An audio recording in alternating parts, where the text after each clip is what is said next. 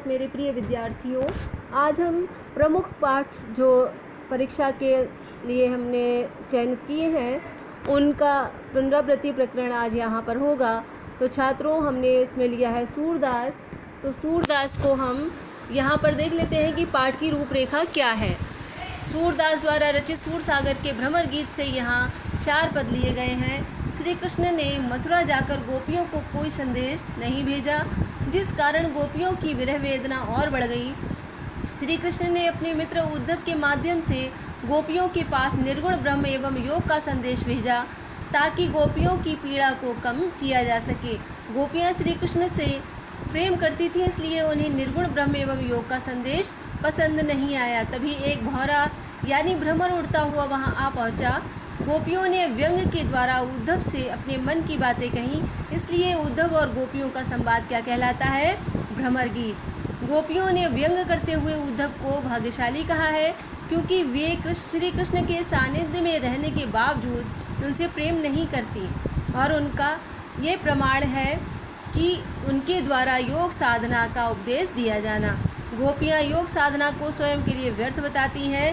साथ ही उन्होंने श्री कृष्ण को उनका राजधर्म भी याद दिलाया। अगला अध्याय हमने लिया है नेताजी का चश्मा। तो इसकी रूपरेखा जान लेते हैं छात्रों। देशभक्ति का संदेश देने वाला ये पाठ स्पष्ट करता है कि देशभक्ति केवल किसी विशेष भूभाग से प्रेम करना नहीं, बल्कि देश के प्रत्येक नागरिक, प्रकृति, जीव जंतु, पशु पक्षी, पर्वत, पहाड़, झरने आदि सभी से प्रेम करना एवं उनकी रक्षा करना। लेखक ने चश्मे बेचने वाले कैप्टन के माध्यम से एक ऐसे व्यक्ति के कार्य का वर्णन किया है जो अभावग्रस्त जिंदगी व्यतीत करते हुए भी देशभक्ति की भावना रखता है, परंतु हमारी कौम ऐसे व्यक्तियों को सम्मान देने के बजाय उन पर हंसती है। कैप्टन के चरित्र द्वारा लेखक ने उन असंख्य देशभक्तों को स्मरण करने का प्रयास किया है जिन्होंने देश हित के लिए कार्य किया और देशभक्तों को सम्मान दिलाने में अपना महत्वपूर्ण योगदान दिया।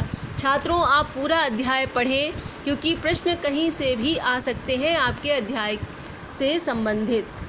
तो आप जब तक पूरा अध्याय नहीं पढ़ेंगे तब तक आपको छोटी छोटी बातों का ज्ञान नहीं होगा। अगला अध्याय हमने लिया है बाल गोविंद भगत। इसकी पाठ की रूपरेखा भी जान लेते हैं। रेखा चित्र शैली में रचित इस पाठ के अंतर्गत लेखक ने एक ऐसे पात्र का चित्रण किया है जो कबीर के आदेशों पर चलते हुए अपने जीवन का निर्वाह करता है। ग्रामीण परिवेश को चित्रित करने के साथ साथ इस पाठ में ग्रामीण संस्कृति को भी प्रस्तुत किया गया है।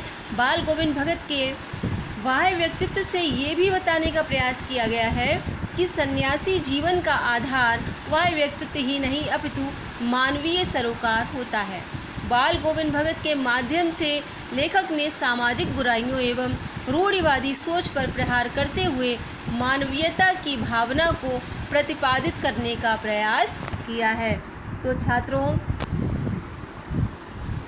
आज हमने कुछ प्रमुख पाठों की पुनरावृत्ति की और इन पाठों को हम अच्छे से पढ़ेंगे और इनके अंतर्गत छोटे छोटे प्रश्न जो पूछे जाएंगे वो आप तभी उनका आंसर लिख सकते हैं, उत्तर लिख सकते हैं, जब आपने उसको बड़ी गहनता से पढ़ा होगा। तो छात्रों, आज के लिए इतना ही। धन्यवाद।